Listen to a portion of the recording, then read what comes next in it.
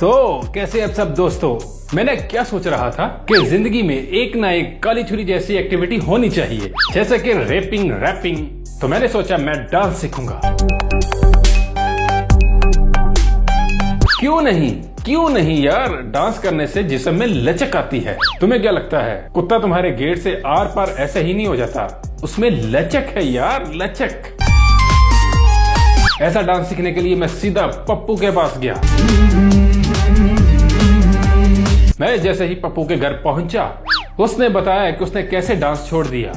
तो ये सुनकर मेरा दिल टूट गया। छन से जो टूटे कोई सपना। मेरी मरी हुई शक्ल देखकर पप्पू कहने लगा, देखो मैंने तो छोड़ दिया है डांस, लेकिन मैं तुमको एक ऐसी वीडियो भेजता हूँ जो मेरे गुरुजी की है। इनके साथ ही मैंने इंटरकोर्स किया था,